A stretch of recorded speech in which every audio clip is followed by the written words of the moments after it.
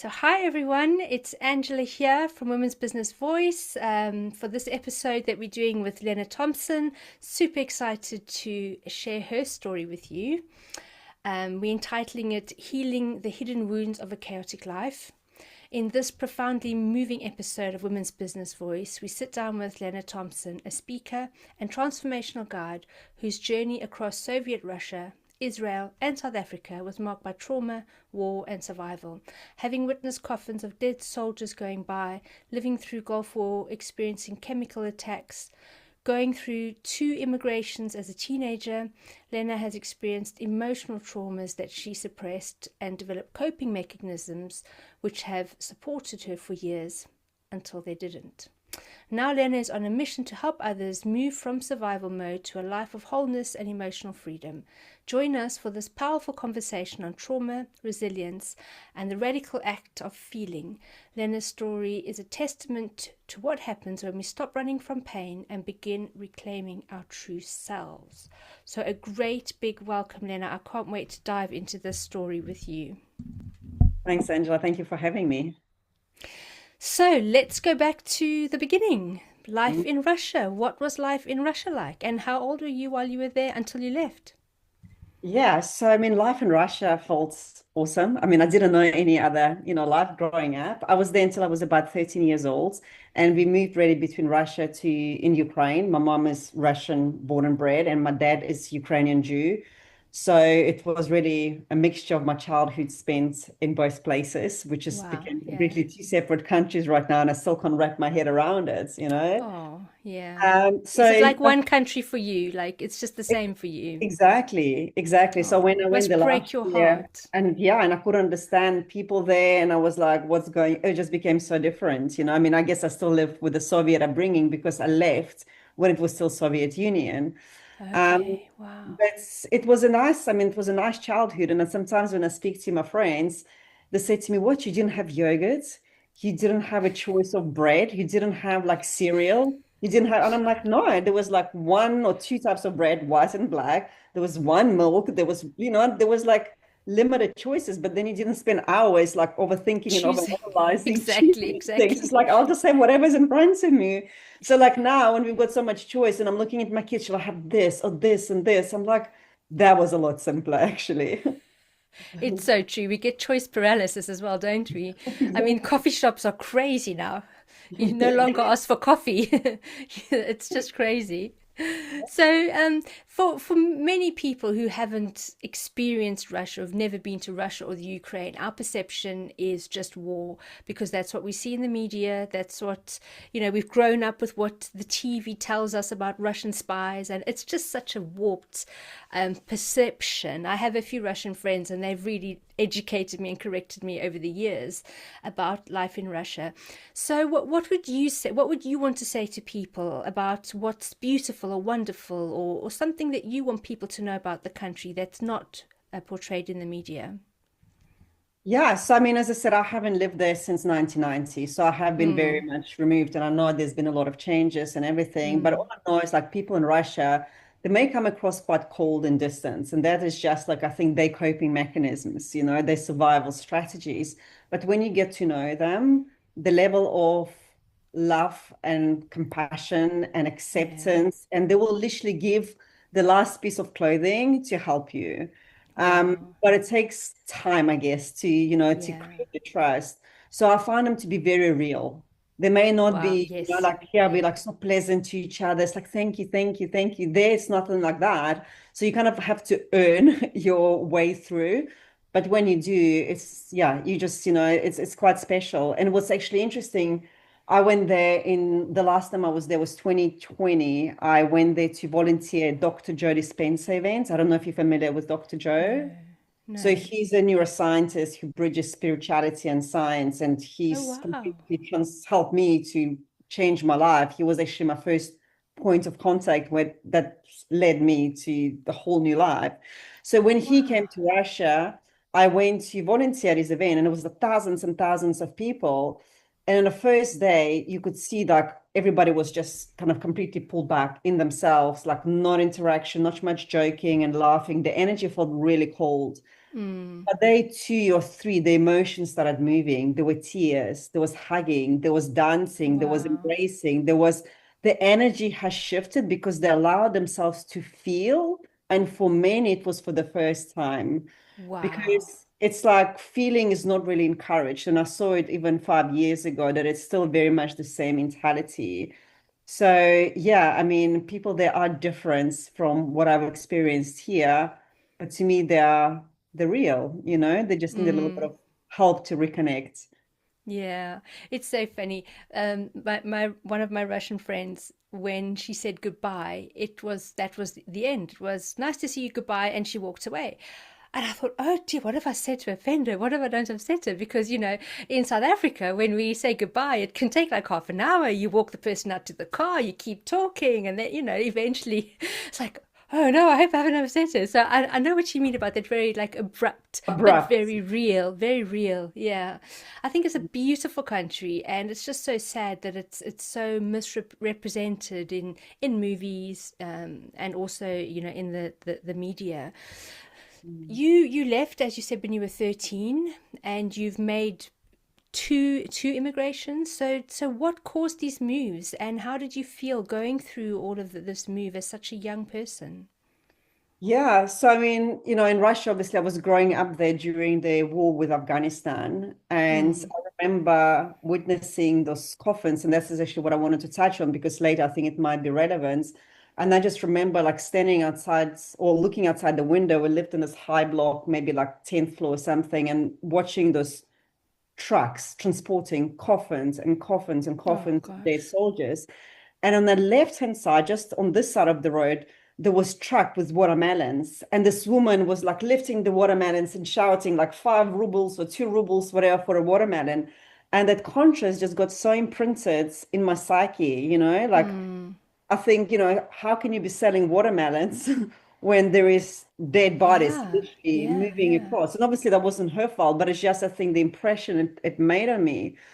And then shortly after, we had this episode in the city I was living. There was actually a movie made about him. It was a cannibal, in Rostov-on-Don, a person he was killing and eating the victims, raping, whatever. And he Oh, was out on the nasty. loose for quite a while. Wow. And my parents actually, they used to work in the same park or in a block of offices in the park where he was operating out Oh of. my goodness, that must have been terrifying. So we had like kind of like a curfew where you weren't allowed to be walking from school on your own, and you had to walk in groups, and sometimes even teachers will accompany us. So I must have been about 12 at that time.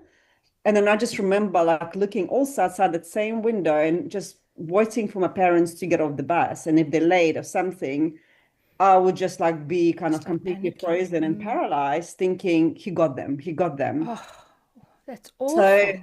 so that's, I mean, the thing is, I never really thought about it until I started doing this emotional work because so much of that started coming out and it started making sense why I was, reacting and responding to my life situations in a very peculiar way, I would say. Mm, mm, mm. So when we then, in 1990, then Russia opened up borders and Soviet Union kind of started falling apart. I think it was Gorbachev who came to power. A lot of people started fleeing the country. And we went to Israel because my dad is Jewish. So, and at that time, Israel was helping Jewish immigrants to set them up and things like that. So we went to Israel. That was end of 1990, December. And we spent 1 year there. And then my parents decided to move to South Africa. Yeah. Wow. Yeah. So that's So, basically. so, so, so why the move from Israel to South Africa? What caused that? So I think it was really hard for them. I mean, my parents are both very well educated. They were engineers, meteorological engineers. And when we went to Israel, the only job my mom could find was cleaning job, and my dad was working like in a restaurant, and even that wasn't stable. Mm, mm. So that kind of it was a big change for them. And also they didn't really see a way out, at least not from that where they were. But the Mm. biggest thing I think was that my mom isn't Jewish. So according to Jews, I wasn't Jewish. And that Yes. kind of made it a bit tricky, like, in terms of getting married, getting buried. I don't know really what else. Yes, So my yes, mom really wow. struggled to adjust with that whole also mentality because none of them were religious, or for them, you're Jewish, you're Christian, that doesn't really matter. And there it was just that conscious they're experiencing. While South Africa, that's when Nelson Mandela came to power, they were attracting people with education, with degrees from all Yes. over the world. And they kind of opened, their doors. So my dad went there about 6 months after we lived in Israel. He went to South Africa and he got a job through Jewish community. And then when he settled, then we went across. And that I still remember when my mom broke the news to me. It was, I think, one of the worst days of my life. Oh no, why? Well, because you're in a new country, you're off to Israel, you finally learn the language, and at that age it's quite easy to pick it up, but you're still in an Yes, yes. environment where nobody understands you. You walk into school, everybody like they don't know me, I don't know them, like at the teenage years, Yeah. how And hard then it you is to had to speak change all English. over again. Yeah, and even like it's a new language because I didn't speak English. So I just Didn't learned you? Hebrew. I was just making friends. I was just kind of, and I went like, oh, I've got to do it all over again. New Oh, I school, can't new imagine. language. So yeah, and also I was in a Navy school. I was in a boarding school, and my dream was to become, to be in a Navy, to be like a captain of Israeli Navy. So I kind of created a whole map of my future life, and now this It's came ripped up. away. Oh my Yeah. goodness. And so do you still speak Russian and Hebrew? I speak fluent Russian. Yeah. Yeah. I don't really speak Hebrew. I You mean, lost the Hebrew. Yeah, yeah. yeah, I Gosh, I learned can't. English to speak Hebrew. Yeah, at that age, that's a lot of change. And so, where in South Africa did you go to? We went to Joburg. Okay. Where And you then from? did You from Joburg or? Port Elizabeth, yeah, Oh, mostly Port lovely. Elizabeth, yeah, Oh, yeah. lovely. Nice. Yeah, I was actually born in the UK, and at that time in 73, 74, the South African government was also inviting people, skilled labourers. So my dad's a motor mechanic, and so they were looking for more tradespeople, and so that's how we moved to South Africa. So Oh, similar story, to why you moved there. South African government opening their doors, and so you've been there ever since. well, I'm in UK. I've been in UK for 22 years. So you spent your formative years in South Africa and then you moved to UK. Oh my Yeah, I goodness. So came what here in moved you to the 2000. UK? Oh, that was in 2004. I moved here with my job. I Okay. got a work permit to transfer to come and work in UK. Okay. And you settled here now. You're living happily ever after in the UK. Do you Not ever think? after, but for now, this is home. Yeah, who knows where Who life knows? takes me. Yeah. Wow, wow.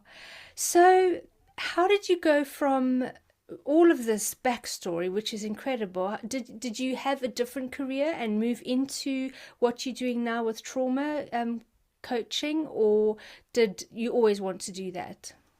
Yeah, so I've always been quite spiritual and quite in tune with different things. And I even remember being a small kid, and if somebody was sick, I would put my hands on them, like naturally. Mm, mm, mm, And mm. like nobody would really get what I'm doing. It was communist Russia. You just take like a medicine or you put compress or something, but you don't put Yeah, hands on people. I've yeah. always been fascinated in supernatural, like exploring, I don't know, like playing with different things, conjuring up spirits, whatever, you name it. I've always been fascinated about it. So then because of the going through immigrations and everything, my only strategy became I needed to survive. I needed to fit in. I needed to make friends. I just don't want to be by myself because I found it extremely hard. And, when you go into environment, you don't know anyone. Everybody's playing out and you by yourself. So I started Mm, kind of creating these strategies where how can I feel safe? So I would maybe go with the book and I hide like in a library. At least I'm not by myself if nobody can see me. So that yeah. became a coping pattern throughout my Yeah. entire life, literally hiding, removing myself from environments. Wow. So when I then finished school, I started kind of it, it got pretty interesting when I look at it now because I started using a lot of drugs and Mm, alcohol and all of that because there was such a disconnect. I knew that yeah. it was something else in me, but I didn't know what it was because society, my parents have always told me that in order to be successful, I had to be logical. I had to excel in Mm, maths and biology and science. That was my path to success. But within me, I kind of suppressed that spiritual part of me so much because it wasn't okay, it wasn't understood, and that disconnect caused me to seek that. something out there, and the only way I could find it when I was high on drugs.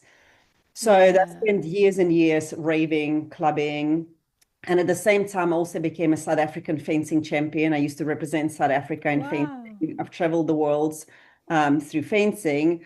And eventually I got busted. I failed the drug test Oh and I dear. got disqualified. And that was kind of a wake-up call for me. And I Mm, was like, what am mm, I doing? What am I doing with mm-hmm, my life? So I've requested to come to UK to transfer. I thought maybe just start afresh or something. And also it was a great mm. opportunity. And then I spent about 15 years here in IT, in Korea, consulting, traveling the world. I was contracting to to global organizations all over the world until it started coming through again. The thing that I used to Yeah. feel was drugs. This time, obviously, I knew that drugs is not the answer. I had two kids by then. I was married, and I was like, okay, there's this disconnect is coming up, and I don't know what that is, but I've got to start looking at it. Mm. Mm. And so, how did you know how to deal with it? Well, I didn't. I didn't know how to deal How with did it. you find help? So I went a lot of like people pleasing. I literally, I thought my value, my worth, everything determined by how others see me. And I saw it in my personal relationships, through my career, through everything. I couldn't really understand it, but I knew that I didn't like that. It just didn't feel Yes. comfortable. Yes. I got to a point where I was making six figures in my career easy. I didn't even have to go to work. I was literally like, Wow. I was landing contracts. I was working from home. I was obsessed with running. Like my job, my running literally took over everything. That was my way to escape. That was your Um, new drug. yeah, it was my new drug. Exactly. It was my new thing to help me cope. I would get out of the house. I don't have to think about anything. But then I ran myself to a breaking point where my hormones started shutting down. It was, I had to go brain scans and everything. Really? And Wow. eventually I went like, well, I'm making money. I'm not happy. I've got two amazing kids. I was married then. I'm like, I've got a house. We've gone amazing holidays, but I just feel so unhappy. Like, Mm, what's going mm. on? And that was the time my friend, she sent me this podcast with Dr. Jodie Spencer, whom I mentioned earlier, who I volunteered in Russia. That was 2017. And I remember driving one day to work and I finally played the podcast she sent me. I resisted it for long. I was like, I don't need self-help. I just don't want self-help. This isn't like I'm fine. I'm fine. And finally As I you was like, do. no, let me play that. And that was a turning point for me. Wow. And so, Mm. what was the first kind of breakthrough that you had? Yeah, so I remember by the time I got to the office, I was hooked. I downloaded all his books and meditation. Really? Wow. And I thought, okay, maybe I'm going to give that meditation thing a go. Before I tried, and I'm like, that's a waste of time. I'm just going to go for a 10-mile run quick rather. But this time something stuck. And I became obsessive now about meditating. And from one obsession to the next to the next. So drugs, running, meditation. And then a few months later, he came to UK. That was in Brighton in 2018. And he did a 7 days advanced retreat. And I went there for 7 days. We basically we lived in Brighton and it was morning till night, like neuroscience, neuroplasticity, lectures, team building, all of this cool Wow. things that I've Yeah. never experienced. And I went by myself and I had like social anxiety. I still have certain social anxiety to a point where like I got into shutdown mode. If there's people I don't know, I would literally escape. I just can't deal with it. So I'm becoming Mm, much better at it than I used to be. So I was really proud of myself to go in there by myself. And I've met amazing, amazing people. And this is the first time I've started really understanding the power of our energy and how mm, the energy is not something we get outside of us through sleep, water, interaction, but it's something we cultivate from within. And that mm-hmm, internal energy is our infinite source of supply. This what literally can move mountains. This what we create our vision of the life, our reality with our thoughts, with our emotions, with that inner energy. And I still remember, we used to do this healing sessions and this events where people would arrive in wheelchairs, like Parkinson or whichever one, like, it's like arthritis, they can't even straighten their hands, other health conditions that the mainstream science haven't found cure. And but mm. they three are dancing on stage with us. The wheelchairs are Wow. empty. Really? That's It was amazing. mind-blowing. And I was like, wow, how do you go home to your normal life after witnessing this? Yeah. Yeah, so that was a big thing. Gosh, and so is that what you do now full time, or are you still doing IT as well? No, so when I was at this event, I remember we doing meditation, stepping into our future. And in that meditation, I saw two things. One thing, I saw me working with elderly people, which made Mm. absolutely no sense, but somehow I knew it was linked to my life. And the other one was me on stages with a mic. And I had fear of public speaking. Like there's no ways I would speak in public. So when went back home, a few months passed, and I was like, I just want to do something. I want to contribute. Maybe I should open a charity. Maybe I should do this.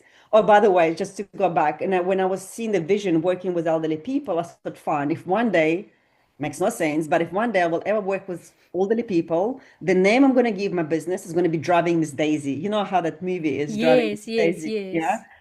So a few months went by, and I emailed this charity, Age UK, and they sent me emails saying, "Look, we don't need more charities. We've got enough." But there is a franchise in UK, and they actually provide companionship and transport to elderly. And there is a branch not too far from you. Why don't you speak to them? Maybe you can open your own franchise. Oh, by the way, the It's name is called Gets. driving. And I remember getting like chills all over. Oh my goodness. Don't you The love it next when that sort of thing I happens? know, right? You can't make this up. So next day I emailed them, and this other two ladies from a different branch came over. I had no clue what I was doing. I've never run a business, but I went to the bank, I took out loan, and I just started my own franchise. So and then a few Mm. months after I left IT and I just took a deep dive into the Wow. unknown. Yeah. And are you Yeah. still doing that now?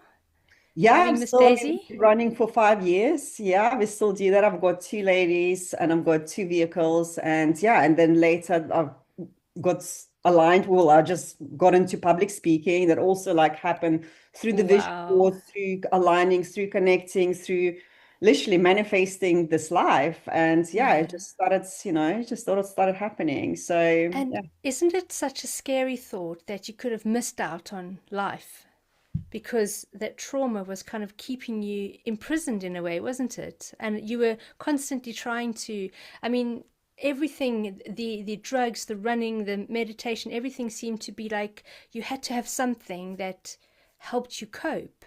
Yeah. And can you imagine, like, if you never found this freedom that you found, and you were still finding things to try and cope?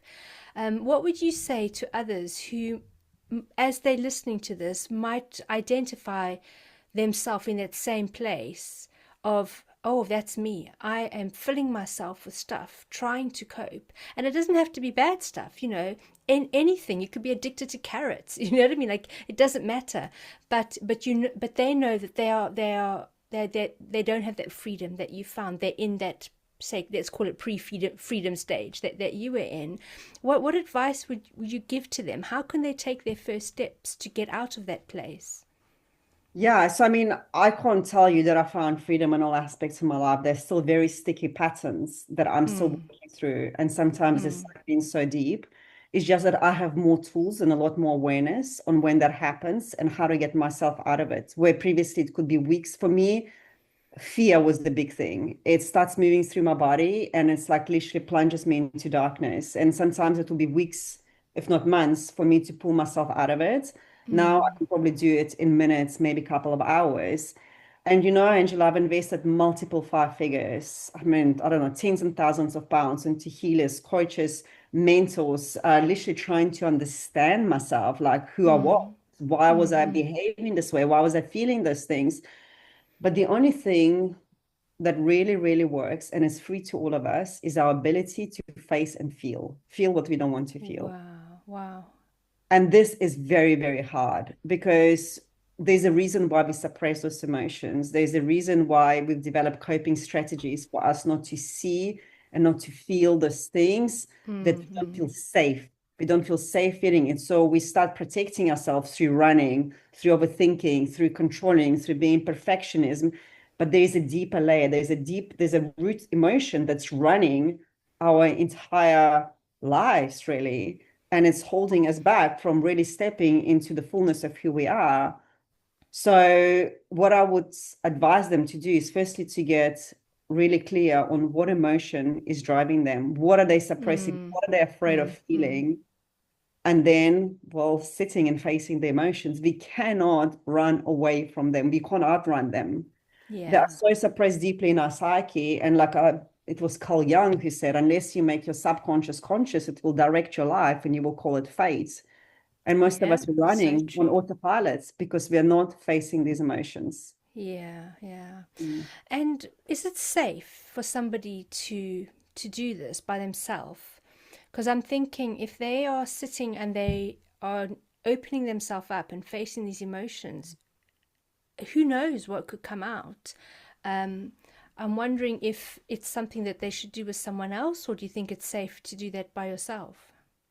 Yeah, I think there needs to be some level of self-awareness and a foundation that you've got to build. Mm, So, that's why starting even like with meditation, start creating your day consciously. So our days are going to unfold regardless, but often it unfolds on autopilot by default. And yes, this is why we're creating the same thing over and over and over again and wondering why nothing in our lives change. Or it may change momentarily when we've got a new job or a new partner or whatever, something new shiny toy. But eventually we fall into the same patterns because we don't patterns. exercise Yes, this muscle. We yes, just simply yes. allowing it to control our lives. So you can start even, they can start with simple setting intention for the day. What would I love today? How do I want to show up? What I want to experience and connecting with that. And life, if they literally persist, life will start giving them more and more evidence that with their Mm, mind, they can actually create the day consciously rather than allow it to unfold by default. And when you've got that evidence, when you've got that proof, you want to go deeper. You want to start understanding yourself more on a deeper level.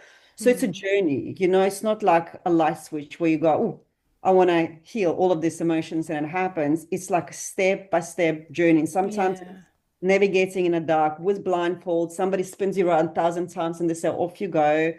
And I do believe that if somebody really wants to change something, if they want to heal something, if they want to create a new life, you can't do it alone. You really need yeah, somebody who's walked yeah, this path before, yeah, yeah. somebody you trust, somebody you feel aligned and connected with, because by yourself, you're just going to walk around in circles because we can't see Yeah. our own blind spots. Exactly, yeah. And just the accountability. It's so And easy to make excuses to yourself and, just leave things the way they are because it's hard. Change is hard. yeah, Definitely doesn't come naturally. Our daily, like you say, our subconscious, our natural patterns are easy. We don't have to try, just our days happen, but those change is really, really hard. Now, the reason I asked is because I think there's two types of people listening to this podcast. Those who need to make those changes and are, can make those changes and they can take those baby steps, like you said, and they can change their life. But there are also those who have trauma and they may not even know. They may have suppressed something and they're not even aware that something happened to them, for example. And I know this. I'm using a real example from someone that I've chatted with. Something happened to them and they literally had zero memory of it and something triggered it and it was a deep trauma. Now, had that person had that a revelation, if you want to call it, or realization by themselves, I think it could have been really dangerous, to have that trauma suddenly, you're suddenly reliving it, aren't you? And so I'm always conscious that there are a lot of us who just need to change patterns, that we need to learn to meditate, we need to learn to take control of, our life and not just let life just happen. And most people, it's safe to do that. In those cases, I think those people like myself would still benefit from not doing it alone because it's just easy to not change. Much easier not to mm, change. But I always worry. I always feel like we have to always be mindful that there are some people with deep trauma. And if people feel that perhaps that's them or they don't know, they may be, they may not be, to do it with somebody, to do it maybe with a professional or even just another person, so that if something does come up, um, they don't have to struggle through it alone or don't have to. I think there would almost be a shock. I know in this person's case, when this trauma was revealed, it was a real shock. So that's why I was asking the question if it's safe, because I think it's always better to do things with someone, isn't it? yeah. Regardless of if something's going to come up or not. Well, I mean, we've got like small t and capital T traumas, right? So trauma with a Mm, small T maybe is like mine. Like, I mean, I was never really harmed. I was always, my family was stable. And yeah, there was a lot of immigration. Maybe they weren't emotionally like available and supportive as I wanted them to be, but they were also surviving, trying to survive immigrations, whatever, the chaos of the world mm, back then. But emotionally I wasn't safe, but physically I was okay. So I would say it's a trauma maybe with small t, maybe middle T. But there mm. are some people who live through trauma with like a capital T trauma, which is massive, like sexual abuse, death, etc., drugs, like parents drug addicts. So these people, they definitely need like more proper support and maybe even Yeah, some kind of yeah, medications because they could also yeah. be chemically imbalanced. So we all different. But the thing is, it all begins with the desire to change, Yes, absolutely. and that needs to be the biggest thing. Like, because I can't remember if you said it, but it says only when your desire to change, or only when the fear of staying the same becomes greater Yeah, than the fear of the unknown, or other way around, only then change is possible, right? So the fear yeah. of the unknown is like, that's what we're scared. That's why we're scared to change. But That's why sometimes we there's don't a point change. of Yeah, our lives where fear of staying the same becomes greater than greater. the fear of the Yeah, unknown. And that's when the change is possible. that's so So that's true. where we need to get to, because people may have traumas, they may act out of the patterns, and that's what we're all doing. That's why we're calling other people narcissists, but we're not actually observing what comes out of our mouth, how we act, how we So behave. true. But then we're not willing True. to change. Like, no, I don't need change. It's the others responsible. And for people like that, it doesn't really matter because maybe it's just not the time in this lifetime to change, right? We all have our Yeah, journey, but I we honor all have it. our time. Mhm. Absolutely. So we've run out of time. Speaking of time, what one last piece of wisdom do you want to leave with people? Yeah, well, just to realize that your outer world is just a reflection of your inner world. And I know it's a cliche saying, but it's the truth. Only when you change yourself on the inside, only then true changes are possible. And too often we're trying to run after the shining objects, like believing that career or the car or the different relationship will make us feel better, more successful. But all it creates is just creates this false sense of success, an illusion Yeah. that does not fulfill us, doesn't last. And, recently I did a masterclass and I said to people, they said, what do you truly want? And they said, I want a peace of mind. I want freedom. I want confidence. And none of that can be found out there. They can only be found Mm, so within. true. So you've got to invest more in yourself than you invest in your shoes and bags and cars and holidays, Yes. because that is the path to true fulfillment and success. That's brilliant. Oh, what a powerful way to end. Thank you so much for chatting Thank with you. me. I really appreciate it. And for sharing your story so honestly. I'm very grateful for that. So I know that many people are going to want to get in touch with you if they've, been triggered or they think they want to change. What's the best way for people to get in touch with you? Find me on LinkedIn, Lena Thompson. LinkedIn. So it appears. Brilliant. Nice and easy. Yeah, that's probably just the easiest on LinkedIn. Okay. Thank you so much, Lena. Thank you so much for And having yeah, me. we wish you every success with your future endeavors. Thank you, Angela. Thanks. Thank you for joining us on Women's Business Voice, where women rise, lead, and make an impact. If you loved today's episode, be sure to subscribe, leave a review, and share it with a woman who needs to hear this. Want more inspiration? Visit womensbusiness.club to connect, grow, and be seen. Until next time, keep showing up powerfully. The world needs what only you can bring.